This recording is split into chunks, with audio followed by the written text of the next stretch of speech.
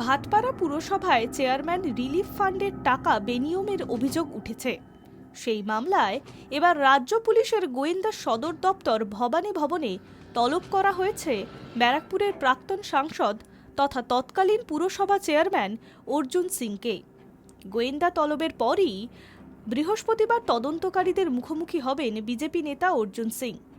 এদিন সকালে জগদ্দলের নিজের বাসভবন থেকে ভবানী ভবনের উদ্দেশ্যে রওনা হয়েছেন তিনি।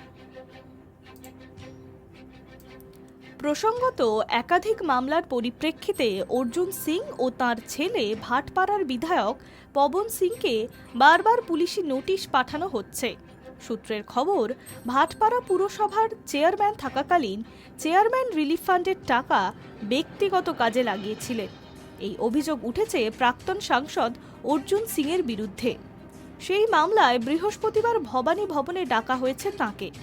ইতিপূর্বে একাধিক তলব এড়িয়েছেন তিনি। সেই পরিপ্রেক্ষিতে বৃহস্পতিবার তদন্তকারীদের মুখোমুখি হচ্ছেন প্রাক্তন সাংসদ অর্জুন সিং।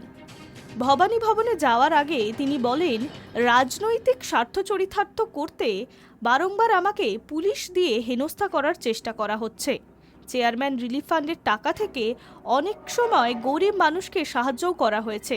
এমনকি মুখ্যমন্ত্রী মমতা বন্দ্যোপাধ্যায়ের সরকার যখন কর্মীদের বেতন দিতে পারতেন না, চেয়ারম্যান রিলিফ ফান্ড থেকে মাইনে দেওয়া হয়েছে বারবার। ভবানী ভবনে ডেকে গাড়ির তেল এবং আমার সময় নষ্ট করছে এরা। এবার নাকি সুপ্রিম কোর্টে যেতে হতে পারে অর্জুন সিংকে। Hi news network.